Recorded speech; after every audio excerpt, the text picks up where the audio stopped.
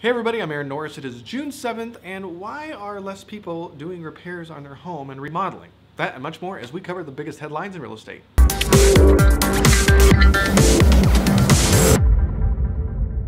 Don't miss the radio show and podcast this week with Steve Glenn. He is the CEO and founder of Plant Prefab, a manufacturing company that has their plant in Fontana that does prefabricated homes, very high design and very cool, but Amazon recently invested in them. Specifically this week we talk about accessory dwelling units and creative ways that some companies are approaching ADUs with prefabricated walls and modular homes. So don't want to miss that on this week's radio show. This is leading up to our Tuesday event in San Diego at SDCIA on accessory dwelling units. We're doing a panel there that is going to be tailored a little bit more to owner occupants. So we've been focused on ADUs, a little bit more investor focused and a little bit more nerdy. So hopefully you've enjoyed the series, and if you're close to San Diego, we'd love to see you out there. Check out sdcia.com. I'll be moderating a very cool panel of a mix of all kinds of people, including the mayors of Encinitas, a planner, a tax advocate, some lenders. Won't want to miss it. I hope you can be there because I don't know if they're going to tape it and release it for anybody but members. We'll have to see. CoreLogic reported home prices increased 3.6% year over year in April. Home prices for newly constructed homes decreased by 1% in the first quarter. The home flipping rate in the U.S. was at its highest in 9 years in the first quarter, with 49,059 homes and condos flipped. The unemployment rate stayed at 3.6%, but jobs created fell way below expectation, and March and April were even adjusted lower. But the talk of the Fed's lowering interest rates potentially later this year and the potential for trade deals working their way through got the stock market pretty excited, so it ended up. And finally, 15-year mortgage rates ended at 3.28%, and 30-year rates are now at 3.82%. A story in Mother Nature Network tells us that the state of Minnesota is paying homeowners to make their lawn bee-friendly. Yes, you heard that right. State lawmakers have approved a new spending program that would set aside $900,000 annually to pay for homeowners who replace their traditional lawns with bee-friendly wildflowers, clover, and native grasses. If you don't live in Minnesota, you can make your lawns more bee-friendly by foregoing chemical lawn services, growing lots of different flowers and plants, and leaving a few small pots of bare soils for bees to nest. And sometimes there's rebates if you're doing some water-wise stuff, so you could hit two birds with one stone. According to the New York Post, millennial dads have pathetic, those are their words, not mine, DIY skills compared to baby boomers. Well, a new poll of 1,000 millennial dads compared to 1,000 baby boomer dads found that when a DIY task needs to be done at home, more than half of millennials prefer to call a professional. Millennial dads are less likely than their boomer counterparts to be able to change a car tire on the side of the road, unblock a toilet or sink, reset a trip circuit breaker, or even open a stuck pickle jar with their hands. I sort of don't believe that. Is there a professional that does that? Many millennial dads reported not owning a cordless drill, 46%, a step ladder, 49%, a set of screwdrivers at 38%, or even a hammer. So 32% of millennials really don't own a hammer. And boomer dads, 93% of them own a hammer. So there you go.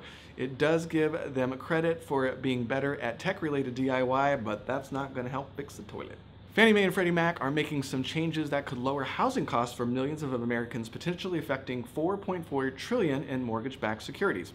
Fannie and Freddie will now combine their mortgage-backed securities into one uniform mortgage-backed securities per FHA request by standardizing payments to investors at 55 days instead of Freddie doing 45 days currently. Fannie does this, but now since they are on the same timeline, it makes it easier and the fund's more liquid, and they're thinking that liquidity and less risk could possibly lower rates. So we'll have to wait and see if that works out. It's rolling out on Monday. With rates increasing more and more in just a short period of time, lawmakers and activists are pushing for more rent control and other tenant protection measures, and we've seen this across California, but we are not alone. We're joined by Oregon and Illinois as states push for proposals that would overturn rent control bans that are currently in place.